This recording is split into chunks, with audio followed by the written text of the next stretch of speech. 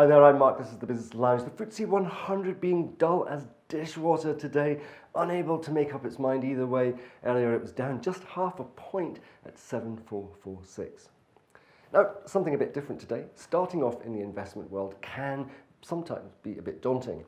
And mainly thanks to the internet, there's all sorts of ways you can give yourself lots of unnecessary worry. So here are my top 5 things that you should maybe never do when you're buying shares. At number 5, don't ignore the cost of buying and selling stocks. This really has to be worked into any investment that you plan to make. Whether you choose to use an online share dealing account or if you want to go via an actual broker, someone you can talk to, there is a fee involved and it can vary quite a lot.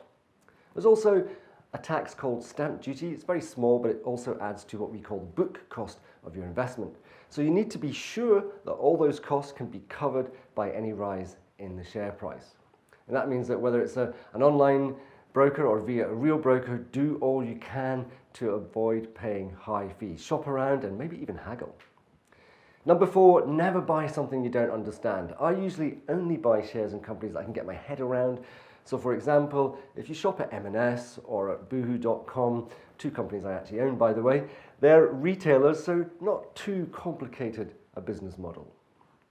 And number 3, never put all your eggs into one basket. It sounds obvious, but some people do, and it's incredibly risky. Always try to spread your investments around different sectors of the stock market.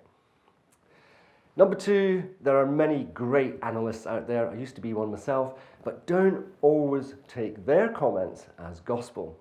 In fact, sometimes it can be like the kiss of death for a stock. You know, when someone usually says to you, oh, I must introduce you to X, you'll love them. And then you meet that person and, well, you really don't like them at all. Well, analysts can have a sort of similar impact on a stock. The number of times I've heard someone say that they really think that this or that stock is a goer, that it goes into free fall, or alternatively that they're not really that keen on another stock, and then it soars.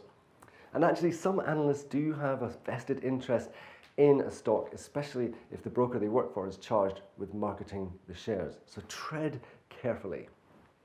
Finally, at number 1, try to avoid getting sucked into the bulletin boards. They can be useful, but they're also often loaded with vested interest comments and spurious arguments for holding onto a stock, even while that stock is tanking. Now, some people have accused investment bulletin boards as being the perfect breeding grounds for the so-called pumping and dumping of stocks. And also, they can be quite aggressive, they can be quite rude, and worst of all, those who use them can hide their real identities behind pseudonyms. So you have no idea actually who's posting the comments, so why would you trust them? Now, of course, they are supposed to be moderated, but not really in the provider of the bulletin board's interest to insist that users play fair, use real IDs, and conduct themselves appropriately. Nothing is really better than doing your own research at the end of the day.